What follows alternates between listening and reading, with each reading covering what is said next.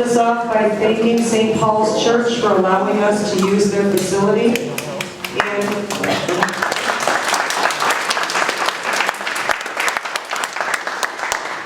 this is the Mayoral Forum. We have Mayor Jay Farquhar, our current sitting mayor, and Mr. Trustee Jim Pop is also here to his right.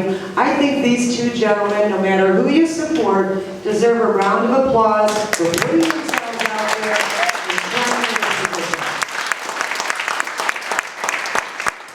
And I personally want to thank both of you gentlemen for your service for the last several years. Jay, I know you were a sitting trustee before you ran for mayor, and Mr. Pop has been a trustee for, what is it now, 8 years? I wish it was 6.5, but I'm a senior trustee. 6.5, and he's the senior trustee on the board. Without further ado, let's get started. We'll let Mayor Jay Farquhar go first. Each candidate has been informed they have 3 minutes to prepare whatever they want to say to their constituents. Thank you. Well, you actually gave me 3 minutes. My name is Jay Farquhar. As Rhonda indicated, I was a trustee for a couple of years before I ran for mayor. It's been my privilege to serve the community. I believe in a positive community. The slate that we're running with is called Positively Monee.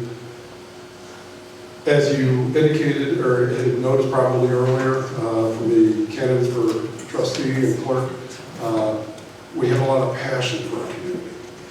I don't think you can fault any of us for being passionate about what we care about.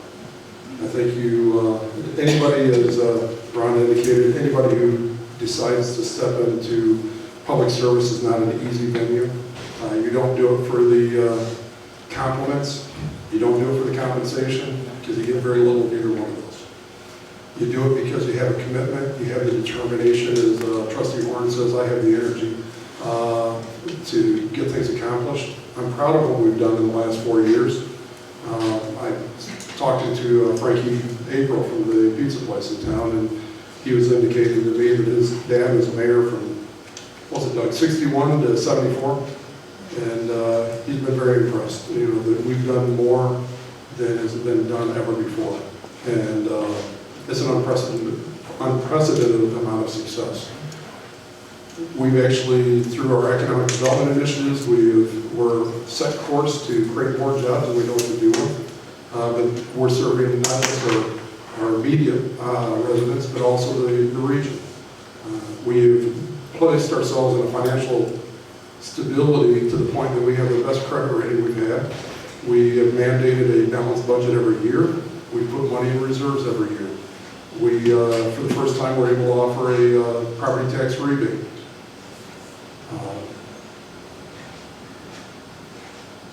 Public safety is an issue. We love our police. We think they're doing a phenomenal job.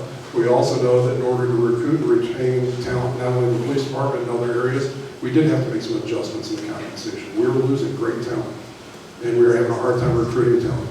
We got Mary Jo, who blessed us with 2 years prior to retirement. We're thankful that she was willing to come down and help us kickstart, if you will, our Parks and Rec program. It's a phenomenal success. Mary Jo, thank you so much for your service here. And many of you may remember her from a decade before when she was working here before part-time. And she's retiring, and we're going to miss her a lot. We've had a lot of other great things going on. I could go on, but I guess now I have to wrap it up. Thanks. Thank you. I believe the question was your bio, am I correct? Correct. You have 3 minutes to go ahead and tell the people what you want them to hear about you. Okay. I have to tell you that I met my wife when I was 15 years old. We've been together for 59 years with 4 wonderful children and 11 grandchildren. That to me is stability. At age 22, I was a deacon in my church, got approached by a fellow named Charlie Lawrence, and I wound up being appointed to the High School Board of Education when I was 22 in Oak Lawn. Spent 10 years on that. Moved to Monee when I retired. Let me jump back a touch. I was an electrician for 44 years. I was a supervising foreman for 40 of those. 2 days after I got my card from being an apprentice, I didn't eat lunch for about 4 days. I was so nervous about running a job. But people see things in me, and I appreciate that. I came out to Monee, and I got appointed a trustee. Didn't ask no one. I'm a serving person. I've been serving all my life.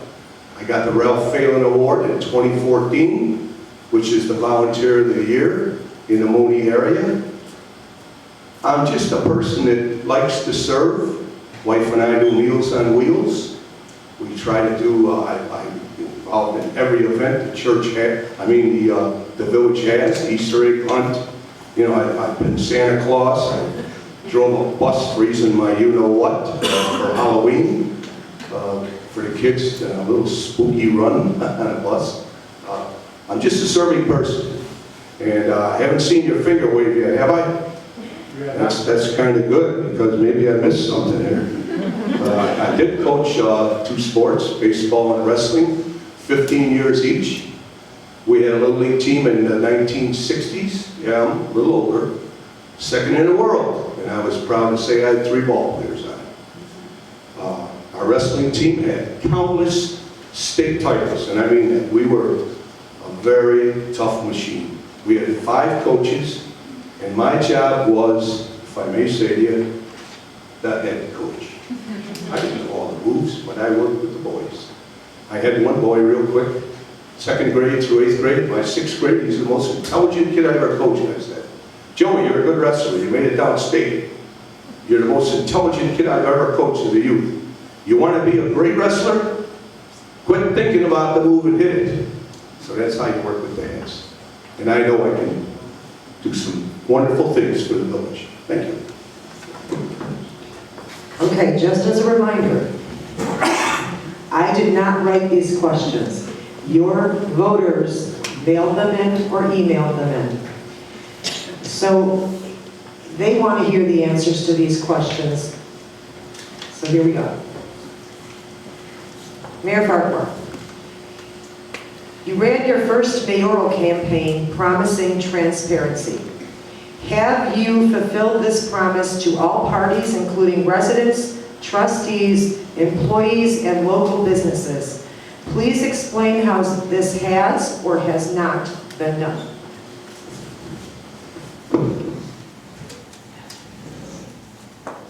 Yeah, in regards to transparency, I believe that we have done a phenomenal job of moving forward in that direction. With the help of the clerk and the staff, we have made sure that the minutes, the board packets, things of that sort are available online, so people have an opportunity to get them ahead of time.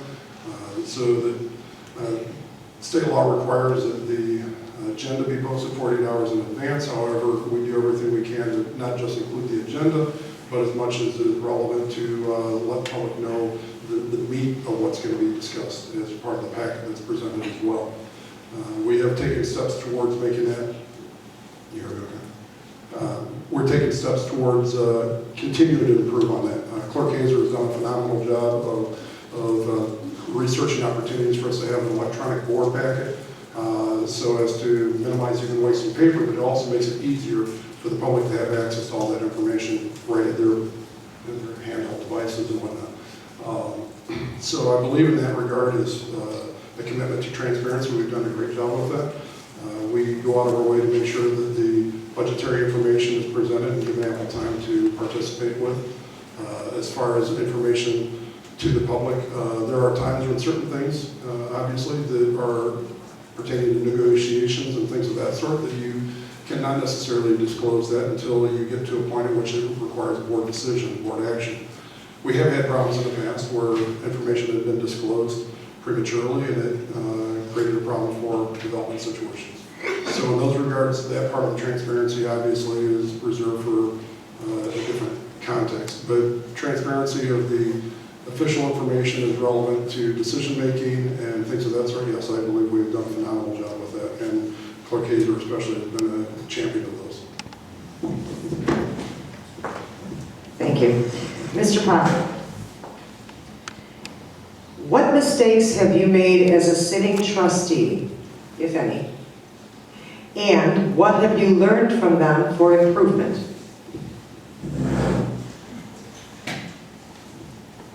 We all make mistakes. You don't admit to a mistake, wow, think I'd want to stay away from you. Well, mistake. You know, I had one earlier on my mind that I didn't do. Let me say that I was against the bond issue for the roads. The lowest amount we were going to bond was 3.2 mil, up to, I believe it was 8 mil, or near that number. And I was even mildly opposed to the lowest number, but we needed the streets improved. People don't want to move into a community that's got nothing but holes in the roads and no handicap accessible, ADA and all that. Well, what happened, it changed my mind, and I went for the high amount, was, and this is how I am, I'm versatile that way. I realized that in Eagle Fair, if we just paved that community, which the clerk or whoever it was, not Wayne, way before him, way before Missy Toll, way back, did not have the contractor post a bond. And that's when our recession happened. The streets never got a finished coat on. He wasn't liable for them because he didn't post the bond. We have to do it. Now the streets are getting close to being undermined at that time.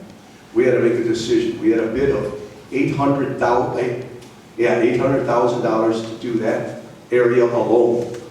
Well, if we went with the 7.5 million or whatever it was bond, that price was $520,000, a savings of $280,000.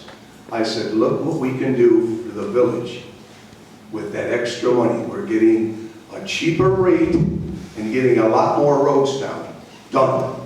So, well, I appreciate that. I'm getting long-winded here. Usually I'm pretty brief. But to me, the beginning was a mistake in my mind. But by communicating with others and realizing what's happening, I made the decision to vote for the large amount. And I'm sorry about your increase in your taxes, but it was necessary to have this progress move on. Thank you. Thank you, Mr. Pop. Mayor Farquhar. And this was a question that we got more than once. Why does the village of Monee not have a police blotter like neighboring towns? Do you think we should or shouldn't have one, and why?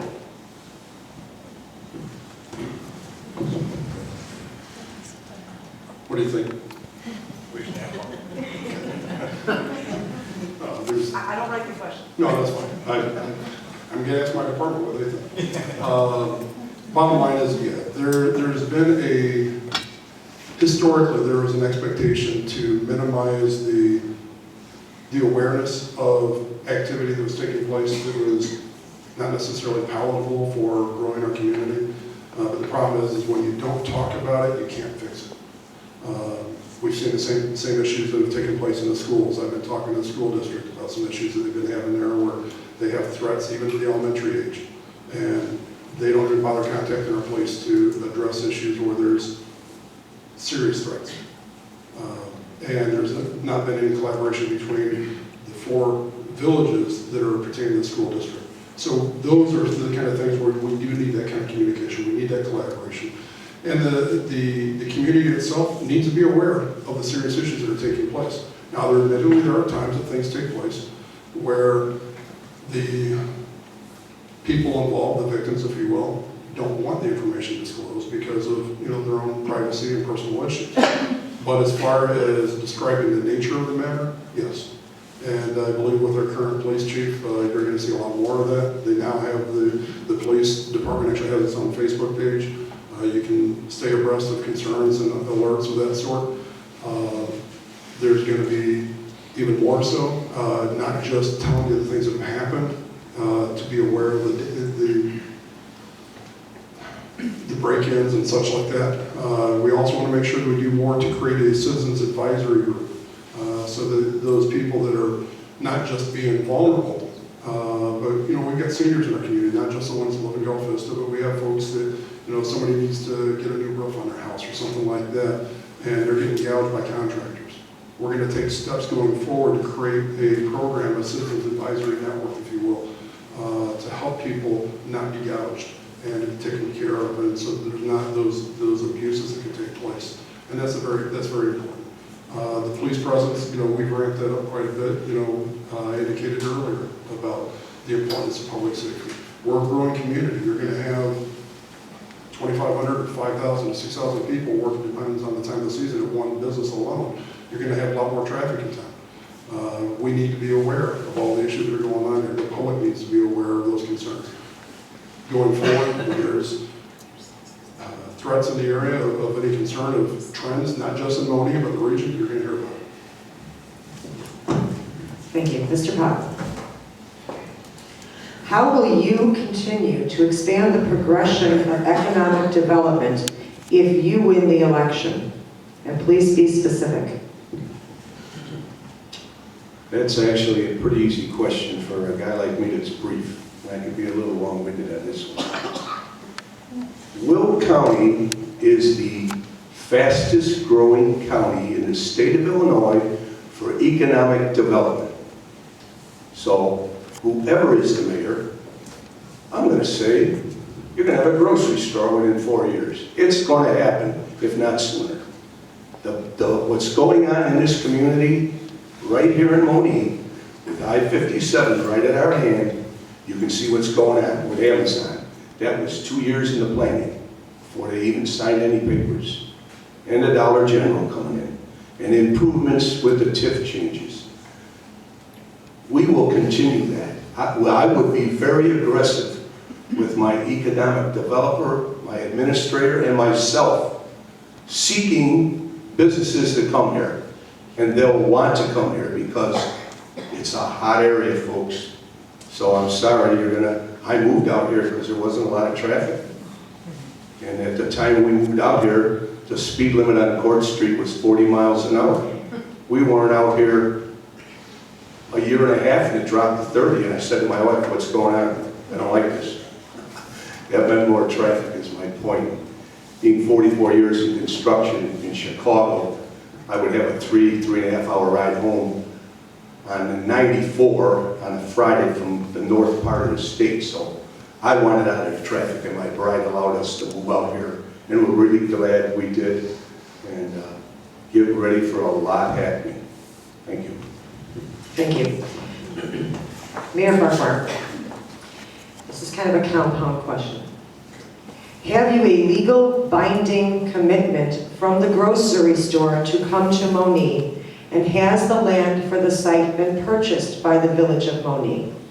Additionally, in the short term, what are the next steps for economic expansion?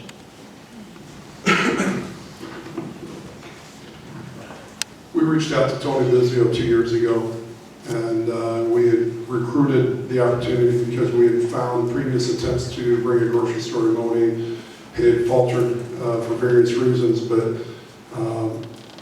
Tony Bizio was presented with the information from Bizio's Fresh Market up in Olympia Fields on the corner of Governor's and Walnut. It has a store there that's about 16,000 square feet currently. He's more of a specialty neighborhood grocery store, which is really nice. The store that he's proposing to bring to Monee is about 35,000 square feet, would allow him to carry a much wider variety of products, which would be of all price spectrums, as well as continue carrying the healthy, organic, and things of that sort. But additionally, they have a bakery with it. But to get specific, and I'm sorry, just as a comparison, the size of that store would be about the same size as Walton Creek. So that gives you the perspective on the health size.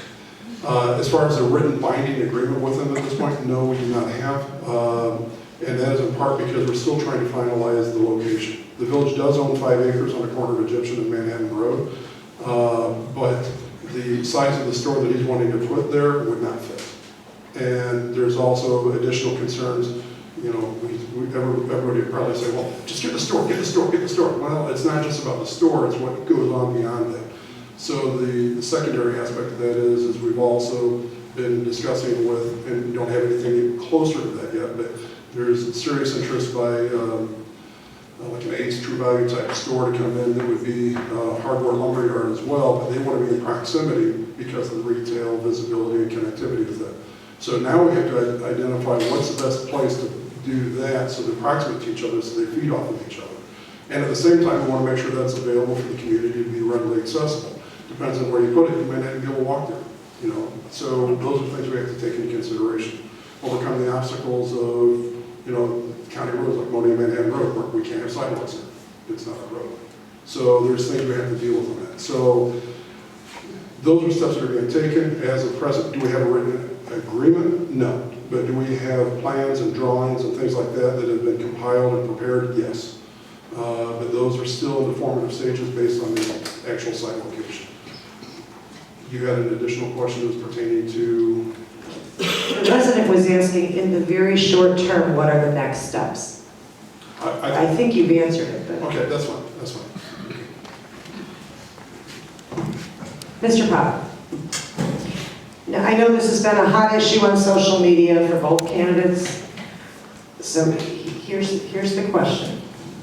Without assigning blame to any other person, please explain what could or should have been done differently with regard to Budrick Trucking Company in order to keep the company in Monee. What, if anything, would you do differently with a future investor to ensure their company developed in Monee? This is a difficult question. I know the answer, but it's a critical answer. The way I'll answer it is this way. If I were the mayor, I would have communicated and made some concessions to keep them here. This was a gentleman that's a resident of the village, wanted to bring his refrigeration trucking company here. He had 40 trucks. The building was designed to handle 80 trucks with the addition put on it if he grew. And I might say it cost them over $600,000 because they still own 33.5 acres. The cost of lawyers, architects, everything for the building, and they went to University Park. That's my answer. Mayor Farquhar, I'm going to ask you the same question, but I'll repeat it. Without assigning blame to any other person, please explain what could or should have been done differently with regard to Budrick Trucking Company in order to keep the company in Monee. What, if anything, would you do differently with a future investor to ensure their company developed in Monee?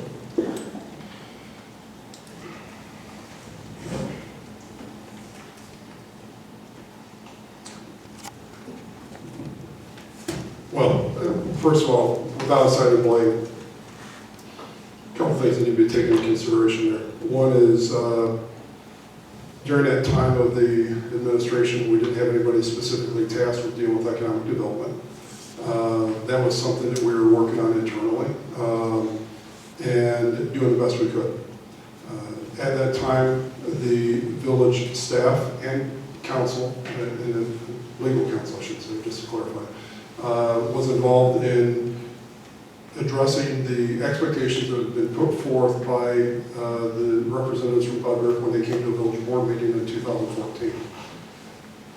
They were anxious to move on the property. The property was going through a sale because of the lender had a property and they were trying to move the property forward.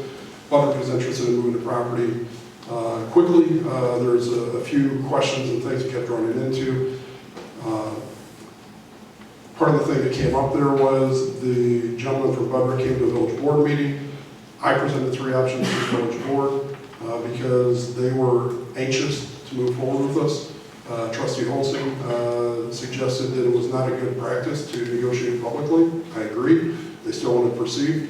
The board came to determination based on the information at hand. The gentleman from Budrick responded and acknowledged that those conditions were acceptable to them. As time went on, they did acquire the land. We even went so far as having a groundbreaking ceremony. They were anxious and excited as we were. Shortly after they were preparing their paperwork and their permits and everything else, they also discovered that there was a pipeline running across their property that they had not found out, had not been disclosed during the purchase of the property. Those are things that the village could be known. We have a list of where a number of pipelines are, but we don't have everything, and it's a property owner or purchaser's responsibility through a real estate agent or an attorney to do their due diligence. The problem we ran into, however, was that there were expectations by the owner developer, who was not represented by council at the time, by their legal counsel at the board meeting, who then later said they wanted to change certain things that were not consistent with what they said was in the document. The document is available for public review if anybody wants to see it. It's there. The audio files are available for public review if anyone wants to hear it and see it for themselves. I scrutinized it. I antagonized having to listen to myself talk for a half hour in order to review what was actually said.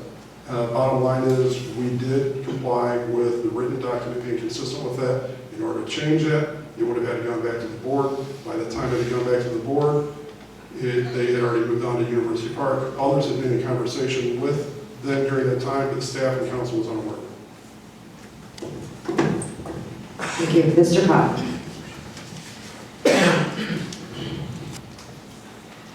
This question came in from a resident. A resident is concerned because, as he states, and I'm quoting what a resident says, "Why are we seeing public work trucks cruising around the streets once, if not twice a day, sometimes with 2 men per truck? If we are overstaffed, this is a big waste of taxpayer money."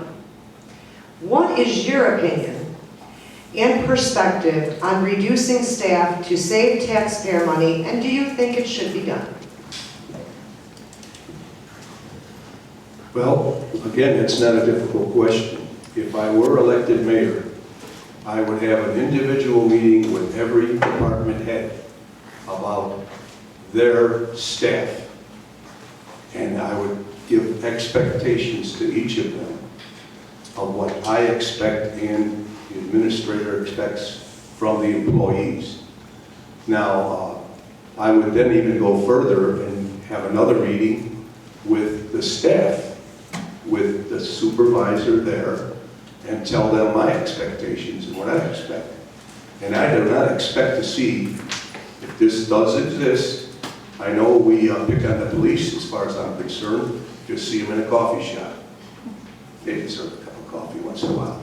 Come on. If they're doing it 3 or 4 times a day, we got a problem. If we got people driving around, 2 in a truck, doing nothing, it's a problem. And I will solve that. I ran work for 40 years, got paid extra money to do that. I know I can handle this job in every department. I got to have the right arms to do it. And most of the arms there will be retained. Some may not. Thank you. Thank you, Mr. Pop. Mayor Farquhar, during the course of your leadership as mayor, there have been allegations that you have offered roles in the village to friends. How do you, if you do, how do you intend to change recruiting for roles, jobs, going forward to include other applicants whose background and experience are a closer fit for the role?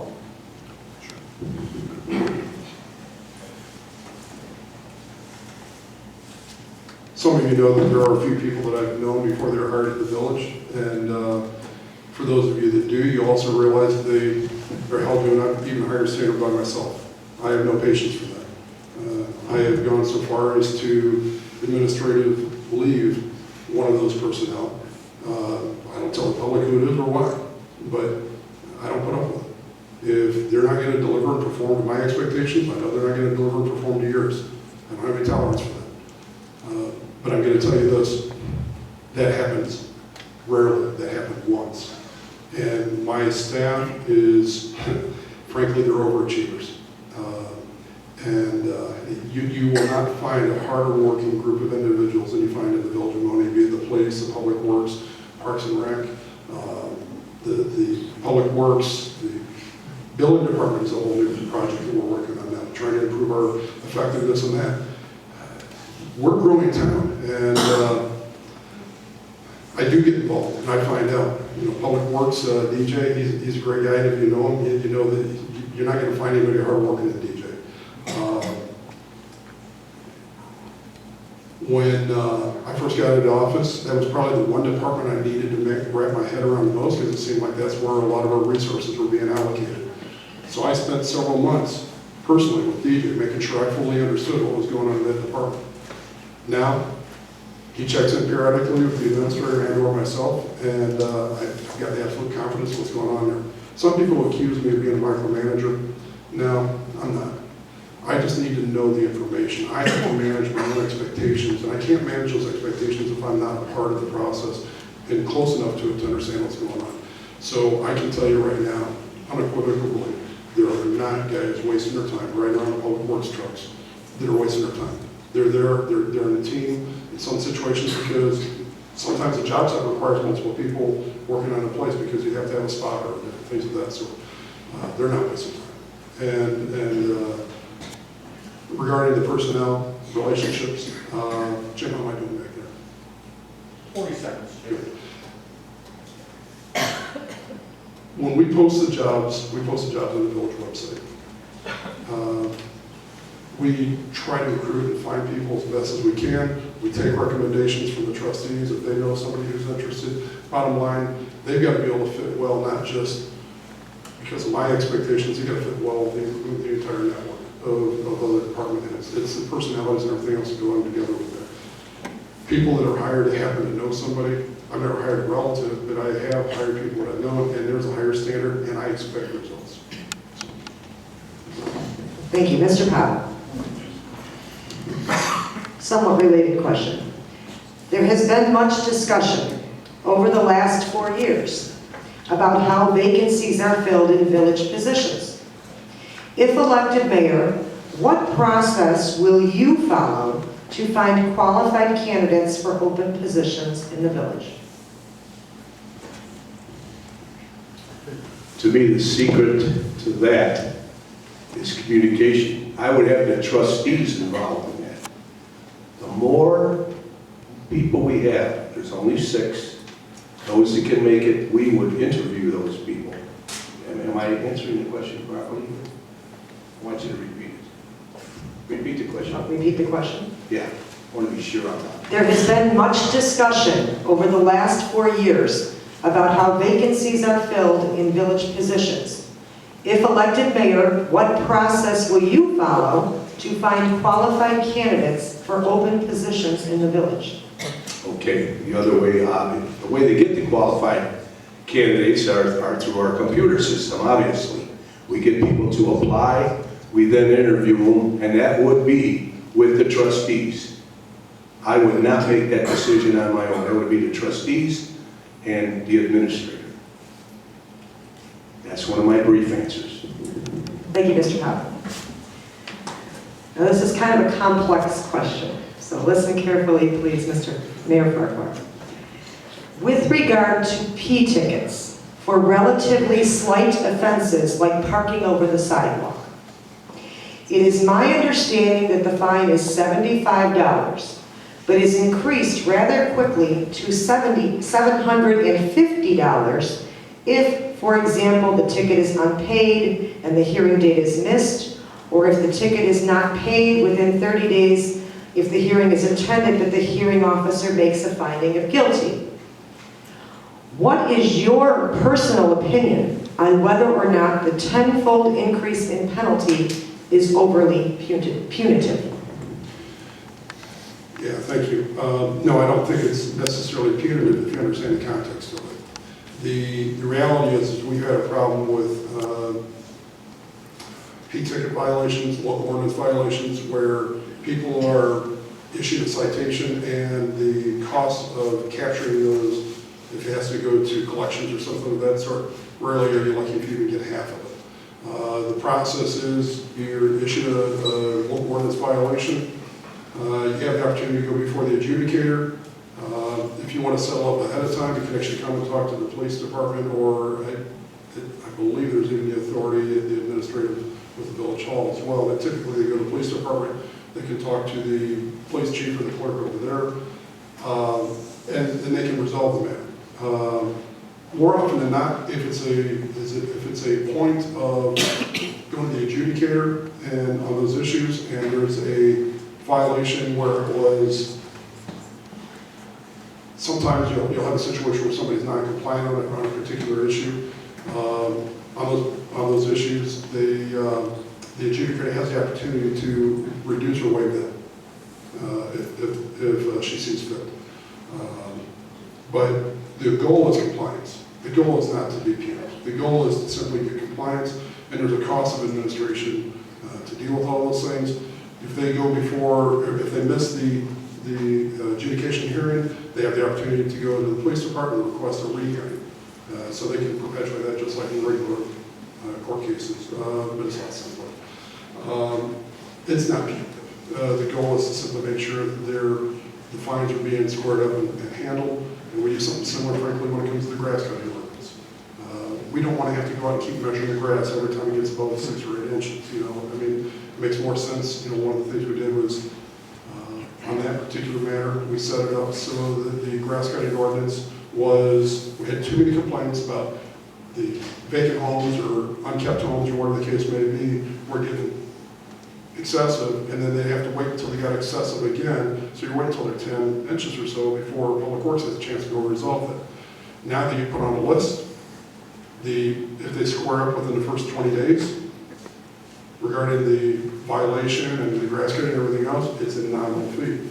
But if they don't, it sets for the whole amount for the whole year until they come in to rectify it. That makes it easier for our administrative and legal staff so that they can actually file a lien if need to, just to make sure those are contained.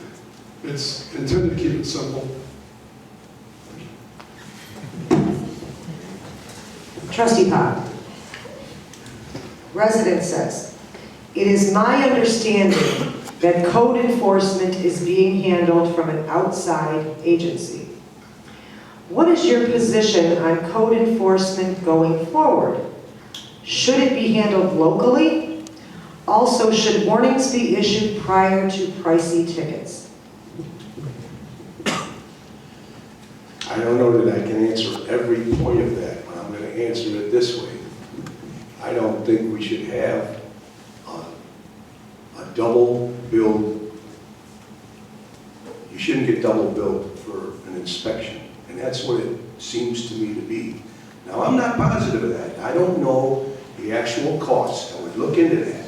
But to me, one person would be the head of that. We don't need someone in the village who's going to call the company and assign a plumber, next time an electrician. To me, I look at that as double billing in my mind. Now again, in fairness, I could be wrong, but I would most definitely look into that. And we have qualified inspectors living in this community. Thank you. Thank you, Mayor Farquhar. And this again is a complex question. But I did get more than one question related to this, so I feel that I must. A resident is concerned with the truth in taxation law that requires a public hearing for the tax rate increase by more than 5% along with the dollars. The resident attached a copy of Ordinance 1736 and 1777 passed in 2015 and 2016. Which fell under the truth in taxation question. Here's the question. Why, if there were not, why were there not any public meetings held discussing and outlining the upcoming year's budget as required? His reason for asking is the tax increases for the village while property values decrease backwards. If a public meeting was held, why were taxes increased? In other words, you increase the taxes more than the truth in taxation law without a public meeting. I think that's the gist of this. But I got several questions on this issue. Understood. So to be clear, the village has not exceeded the rate of increase that is authorized by the state of Illinois that would have mandated a special truth in taxation public hearing.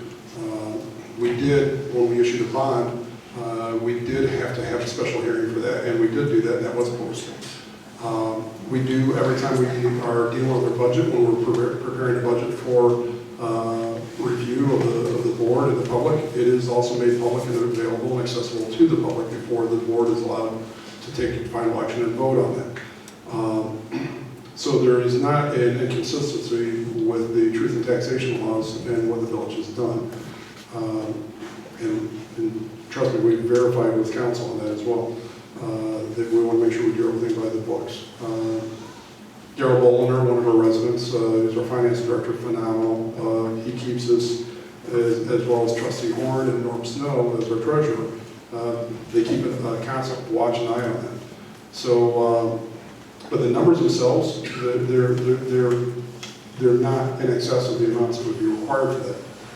However, as a point of clarity, the way the taxation works on property taxes is this: the village sets a levy. If the village's levy is in excess, an increase in excess of that percentage, that's when I would mandate that. It's not to say that on occasion, because of the rate calculations, because if the levy for the village is, say, $2 million, and property values decrease, you're going to see what appears to be a more significant increase on your tax bill because the levy itself is just being distributed differently. It's the way the county calculates. So there's what they call the rate multiplier.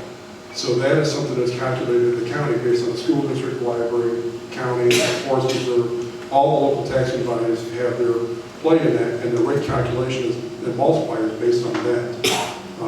So what it may appear at times to be a fluctuation, it may look like 5%, it may not be at all.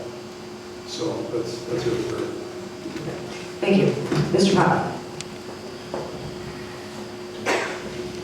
And this was a question that we got several times. How do you research and keep up with modern events? If you have difficulty using the internet, will you hire someone to assist you? And I only ask because I've got this question about 5 times, so I'll repeat it. How do you research and keep up with modern events? If you have difficulty utilizing the internet, will you hire someone to assist you? I would hire no one to do that for me because the people that I would hire would already have that qualification. My wife has my qualification. She helps me with it. I'm getting there. I'm texting on the phone now. I didn't want to be bothered with it. When I read in the newspaper about a lady whose daughter did not make a cheerleading team, and she that woman chastised the girl that made it, and did so many bad things to her on Facebook, the girl committed suicide. I want nothing to do with it, I'm sorry. But I know it's necessary. That's why I have a young lady like Janet Blue running with me, and Denisha. These are the people I will be surrounded by. I don't need it. I'll have the information. 100%. Thank you. Thank you, Mr. Pop. Mr. Farquhar. What is your single greatest accomplishment? And I know it's hard to select, but you had to anticipate this was coming. What do you feel is your single greatest accomplishment during your term as the sitting mayor?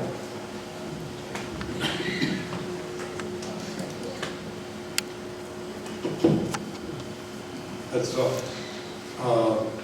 I would say probably the biggest accomplishment we've had is actually contributing to a paradigm shift of thought in the way we do business. And that has to do with not just one department or one function, one project. It has to do with the fact that when we recruited talent, I mentioned the finance director, Daryl Boliner, earlier. He was over Walker's Grove by some of y'all. We recruited him to be our finance director. We never had a finance director before. We recruited him not from another village, but we recruited him from being a comptroller at a hospital. There's relevance in bringing people in that have the right talents, but don't necessarily, they haven't been ruined by government. And I think that there's a lot of relevance to that, especially when it comes to local government. We need to make sure we have the best talent for the job, and sometimes the job is yet to be defined. So everybody we hire knows that, with rare exception, their responsibilities are going to fluctuate at times because, as some of my friends have referred to me as the vortex, dust doesn't have a chance to settle before we're on to another project. We're constantly improving what we're doing. It's not just one thing. It's not just the Amazon. It's not just the balanced budget. It's not just the the financial reserves, and it's not just all those things. It is the fact that we have built a team, and that team right now is hitting its stride. It's almost reaching optimal performance, and every now and then they tell me to kick the turbo in another department, and we excel even further. And that's what I enjoy. That's my greatest accomplishment, frankly, is just pulling the team together in that regard, and where I would differ at times where people would not necessarily understand, that's part of the executive branch. That is my primary responsibility, is to oversee and orchestrate those things that are taking place within the village when it comes to executing the expectations of the board. I know sometimes the board, there's confusion about the distinction of roles, and I don't need to get into that. But the legislators versus the executive branch, there's a distinct difference. My job is to make sure that we are hitting on all cylinders, and we're pursuing the goal, and we're getting there, we're making traction, we're building momentum, and I feel like right now we've done a phenomenal job of building momentum, and our horizon is it's looking good, and I'm happy about it.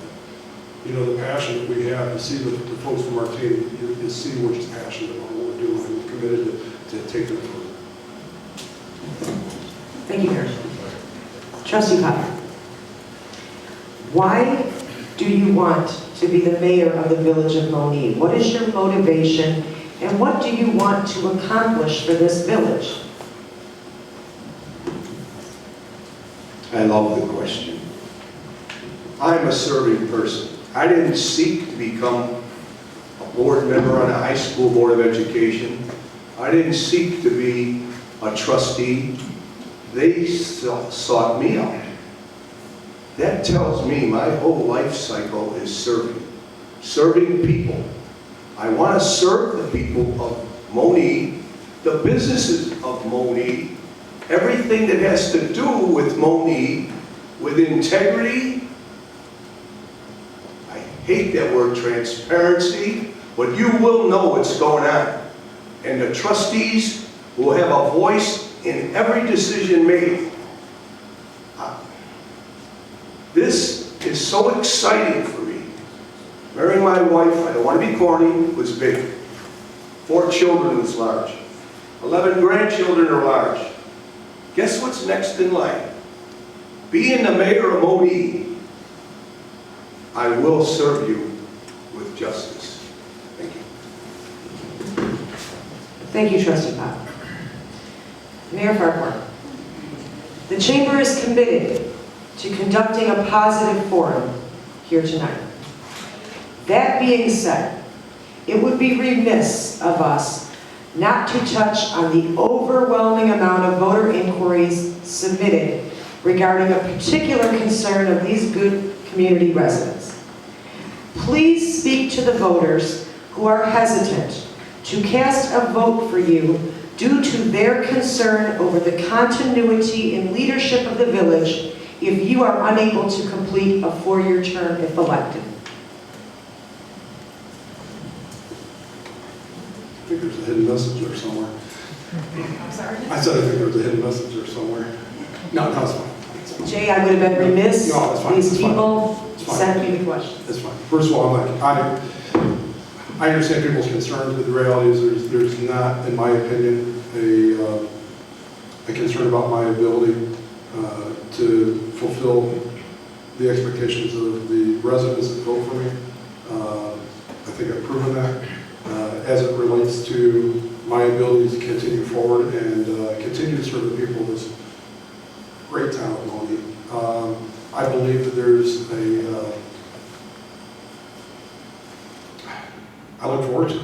I look forward to serving this next term, and I don't have any question or any doubts personally of my ability or availability, if you will, even to do that.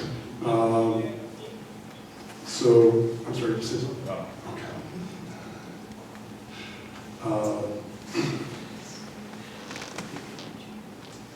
What was it? Is there another part to that? I'm sorry. I just thought I'd give you an opportunity to address the voters who are hesitant. Well, to clarify though, in the event that for some reason any elected official is moved out of town, we've had that happen happened in the past, or whatever the case may be, they cease, I guess is another way that. Pass away? Yeah. Cease to be able to serve for one reason or another. There is a process that would allow the board itself to select from amongst themselves. If it's the vacancy of the mayor, then the board would select from among themselves who the mayor would be. If it's the clerk or a trustee that is vacated their position for whatever reason, then it would be based on the way the ordinances are structured, it would be on the recommendation of the mayor with the consent and approval of the board, as with any other appointment. But that's the process, and that's what's there. So any event that either of us wouldn't be able to fulfill our term for any reason, that would be the way that would work for any of those positions. So. Thank you so much. Trustee Potter. And we got this question a couple of times too. It is our understanding that you reside in the Gulf Vista community, which is a wonderful community. Can you assure the voters that you will represent all of Monee and not just the Gulf Vista community? And how will you do that? Okay, are you asking why I stepped away from that at first? It was a 2-year term and I only served one in Gulf Vista. Did you ask that? No, I asked. You asked? You live in Gulf Vista. I will not show partiality to anyone, even people that came out of the wallpaper to support me financially. I owe no one nothing. I will treat everyone fair and just with, again, my trustees, the village administrator. I'm there to break a tie vote or leave it tied so we can discuss it again. The trustees are the ones that make the decisions. And I have to tell you, they'll have plenty of time to discuss any ordinance, any situation. Planning and zoning will be very busy with the growth we're going to have. They're going to look at something first, then we'll look at it. And we'll accept a recommendation. And we will weigh that, and maybe we won't do what they would like, but the trustees will decide that. That's how I run something. You are as good as your arms, and I want strong arms. Like I told you, take that Facebook, I don't need it. Everybody else can do the Facebook for me. And any other thing with a doggone computer. Sometimes I want to hit my phone with a hammer. Because it won't do what I want with my fat finger if I don't have my pen with me. Anyway, that's my answer. Okay. Thank you, Trustee Pye. Mayor Farquhar. Knowing the quality of our water is a major concern of residents, and we were told the results of the tests were all good. Why weren't the results published for all to see, and how will this be handled in the future? Maybe they were published, but this person. Well, I can tell you that, as I mentioned earlier, we've got a great staff. Our Public Works Superintendent, DJ Frizzell, is, bar none, the best Public Works Superintendent you'll find anywhere in the South. I'm sorry about saying it because I don't want anybody stealing from us. But I know he's committed to the community as much as I am. And sometimes more. We compete on who's overachieving in that area. But our water department, yeah, we have well water. You all know that, right? Okay, it's city water, but it's well water. And it's treated, it's managed, it's all sorts of things. DJ has done a phenomenal job of making sure that we've raised the bar in quality expectations. We've hit the highest standard we've ever hit ever. Have been under our administration with DJ at the helm of the Public Works Department. We have gotten certification from the Illinois EPA for the quality of water that we do have. I'm thrilled to see the work that's gone on there. We've cleaned. When you clean a water tower, as an example, you're not cleaning just the outside because it looks pretty. There's actually the process of purging the sediment and things like that that accumulate in the water tower. And when it was overwhelming to see when they were actually cleaning the water tower, the newest one they have over by the interstate. Y'all think occasionally you get a little bit of orange in the water. You can imagine how much was coming out there when they flushed the tower. It was amazing. And that stuff's not going to harm you. I mean, you know, I don't know about you, but when I was a kid, I played in the ditches. I probably drank the water while I was in there too, I don't know. But that's not the point. The water we have in our town is phenomenal. It may not be lake water, it may not be river water. Sometimes I'm not sure if I want water that came out of the city of Chicago's river or Lake Michigan or Kankakee River water. And I was joking with my friends from Aqua that, how is it you guys profit off of Indiana's runoff? You know, yeah, it's just, no, our water is actually really good. And can it be improved? Yeah, we're working on it. You know, you can do what other towns like Farquhar has done, and they've implemented a water softening mechanism right into their water treatment, filtration and things of that sort. Realize if you do that, it's going to cost more money. So we have a lot of industrial customers. Our industrial customers don't need it treated to that extent. You know, it's chlorinated, maintained, and all that sort of thing. But if you're going to treat it to that level, it's going to cost you even more compared to the fact that we don't need to treat it for a lot of the industrial uses. So you got to figure out the balance there. And for me, I got a water softener in the house, so I got it from reverse osmosis. I drink the water all the time. Thank you, Mayor. Jim, this will be the last question of the night, and then I'm going to give each of you a couple of minutes to say anything that you felt was uncovered. So we'll ask you this question, and we'll let Jay go, and then you go. Okay? All right, so Mr. Pop, how do you handle conflict and deal with people, like the residents, that disagree with you? Look, the Democrats and Republicans can't agree with it. All they want to do is fight. We're all different human beings. We have different expectations, different emotions, and I understand that. I am not going to be able to please everyone, but we will have a procedure if you have a problem that would finally reach me if the conclusion is not what you feel is fair. And it will reach me, because if it doesn't, I'll reach out to my group and straighten them out. I'm there to serve you, every one of you individually, and that's difficult. I mean, we had a woman come to one of the board meetings, and we had to actually reduce the tax of Monee by 0.004, which is minute, but her tax bill went up. When she left, we could not convince her that we lowered her tax. It was probably just pennies, but it was from 4 other municipalities that tax you. She didn't get it. There are things I don't get. Why do you think I want to be surrounded? Am I perfect? No. But I'm going to have people that are going to be accountable to me. And they're going to be happy doing their job, because I'm not a mean guy. I just want you to produce. It's a simple thing. Come to work, smile on your face, take care of the residents, take care of the businesses, do your job. You have no problem, Mr. Pop. That's how I was in construction. That's how I never hurt a kid that I ever coached. I had one kid in baseball. I'm going to share one cookie with you, if you don't mind. And it relates to handling people and problems. This little boy was 8 years old. He was about as ready for a sport as a man in the moon. He was probably an only child. We're having baseball practice. He's out in left field and he's on his knees playing with the grass. I said, Dennis, what are you doing? Mr. Pop, I wish my mother had grass like this. The next time I see him, he's out there, and he's going like this out in left field. I said, Dennis, what are you doing?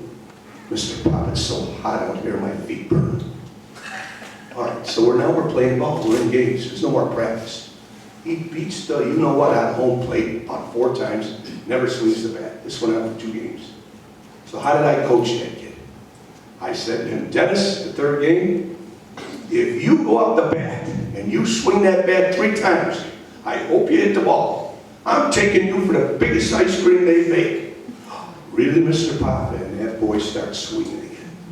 That's my way of handling youth. I'm not going to handle adults that way, but I'm telling you my personality. I'm not there to persecute people. I love he's waving his finger. I'm done. Okay, just a real brief summary of anything else that you want. The election is April 4. Whatever you want to say that you feel didn't come out tonight, that you want your voters to hear, because you know this will be on social media and people will hear it. I like ice cream too. That's not the point, Jay.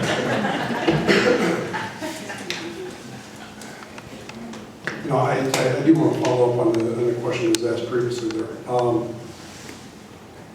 I think conflict is actually, if you look at social media, conflict is thriving in our town more than most other things, unfortunately.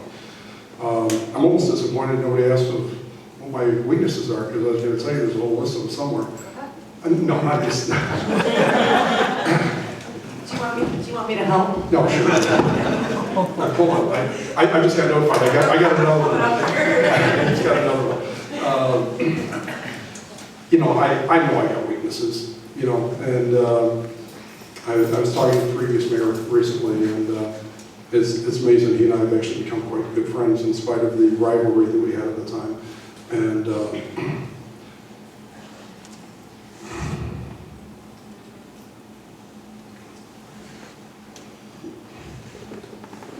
I think that part of what I love about the team that we've assembled to run with, you know, Positively Monee message is we're not going to agree on everything, but we're committed to being professional, we're committed to communicating, we're committed to helping each other achieve the mark that we've set as our goal.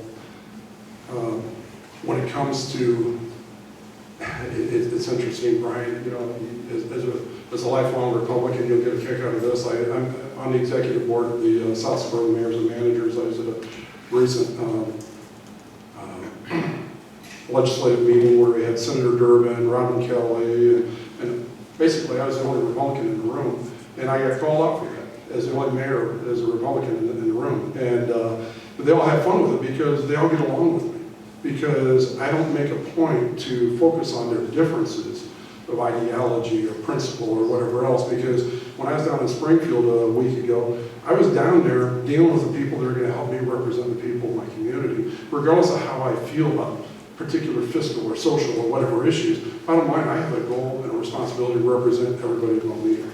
So I'm going to take the time to help orchestrate legislation as necessary locally. You know, we got a Senate bill and a House bill, 2 House bills actually in Springfield right now that I've worked with representatives and senators on to get them to kickstart those and get them going. A couple of those are actually related to helping our seniors over in Belfast because of the excessive rent. And those are things that we're trying to figure out how to overcome. And it's interesting because I can have a dialogue with folks that I don't agree with on a number of issues, but they'll sit down with me in their office and they'll tell me, Jay, that's a good idea. It's going to be entertaining to watch, is what I've been told on occasion. Good luck with that. But I don't agree with it. Here's another way you could approach it. It's like, fine. You know, and these are people that I agree with or disagree with, but that's what you have to do to represent the people of our community. You have to be able to overcome the personal differences. You can't be vindictive. You know, there's folks in the room that think that I've, you know, done all sorts of hideous things in life. Bottom line is I'm going to treat them all the same. You know, hate me, like me, I still have a job to do. And that's my goal for the next month and the next 4 years, whichever you guys decide. On a cute note, my administrator hollered at me through the office walls earlier today, and he says, Mary, you in your office? You go, yeah. He goes, you going to be here for a while? I said, I don't know, maybe another month. We'll see. Thank you, Mayor. Mr. Pop, if you want to just say a few words in closing, anything you feel that the voters need to hear. They need to hear that this gentleman isn't sleeping well. I'm so excited. I don't know what's going to happen, win or lose, but I certainly want to be your mayor. I know I can do a good job. I have the experience. I didn't ask to be a foreman. I didn't even tell you that. I mean, 3 days after I got my Germans, I was an apprentice, and all of a sudden they throw me in a school to remodel it. I didn't eat lunch for a while. Here I am again, not sleeping well because I'm so excited about this. I never dreamed in my life that I be running for the mayor of Monee.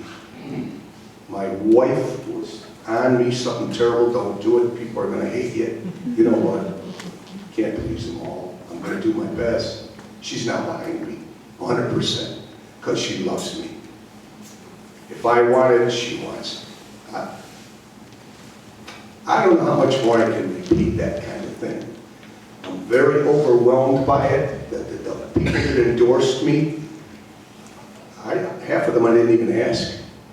And it's wonderful. I'm excited. I hope to be your mayor, but everybody sitting here, vote. Get a friend to vote. Let's hear from the people of Monee. Thank you very much. Thank you everyone for coming tonight. I hope this has been an informative event. I know I've learned a lot. I hope you have too. Why don't we give our mayor and our